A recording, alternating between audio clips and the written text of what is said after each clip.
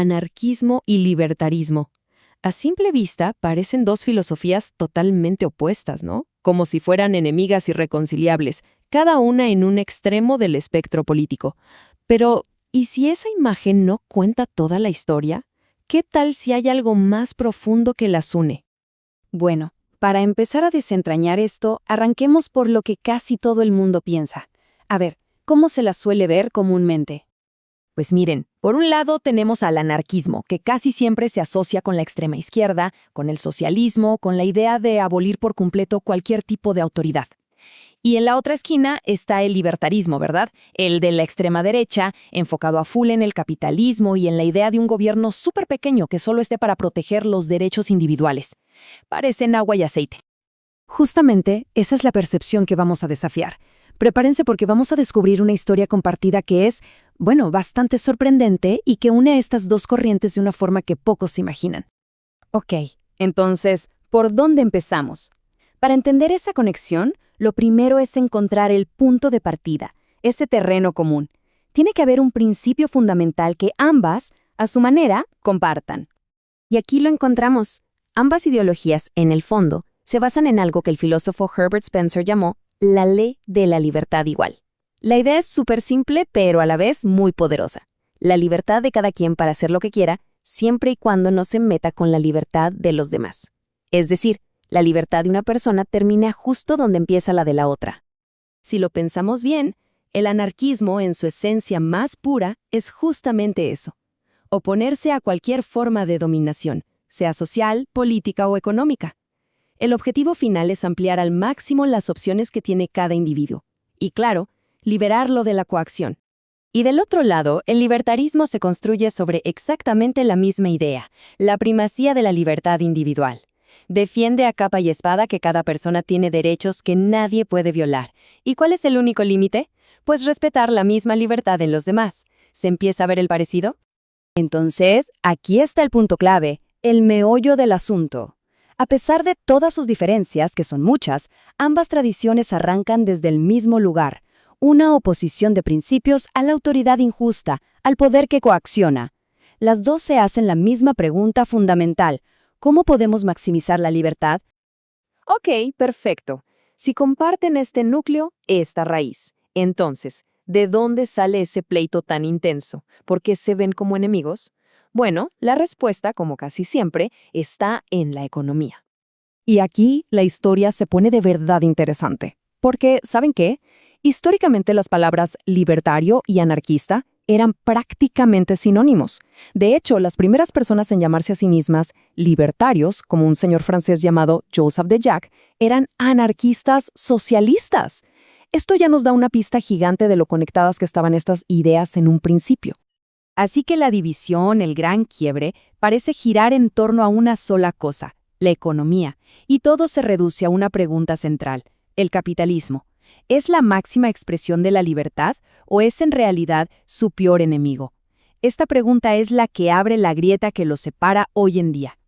Y claro, la respuesta a esa pregunta depende enteramente de qué entendemos por la palabra capitalismo, porque no siempre ha significado lo mismo. Fíjense en esto. En el siglo XIX casi nadie usaba la palabra capitalismo. Cuando se hablaba de sistema capitalista, se referían a un sistema donde el Estado le daba privilegios especiales a los dueños de la propiedad. Fue recién en el siglo XX que la palabra capitalismo empezó a usarse como sinónimo de libre mercado. Es un cambio de significado brutal. Y aquí está la clave de toda la confusión. Los primeros anarquistas, cuando criticaban el sistema capitalista, no estaban atacando la idea de un mercado libre y voluntario. Estaban atacando un sistema de privilegios que daba el Estado. Básicamente criticaban lo que hoy llamaríamos capitalismo de cuates o capitalismo de amigos, ese sistema donde el éxito no depende de competir libremente, sino de tener buenas conexiones con el gobierno. Entender esto nos abre la puerta a un grupo de pensadores fascinante: los anarquistas de mercado. Gente que combinó metas que hoy llamaríamos socialistas con principios de libre mercado. Una mezcla que hoy nos suena rarísima. Y un ejemplo perfecto es el anarquista francés Pierre-Joseph Proudhon.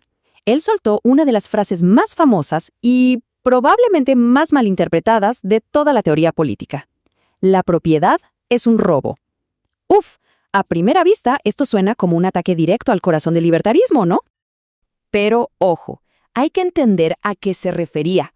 Proudhon no estaba atacando la idea de tener cosas, la posesión personal, para nada.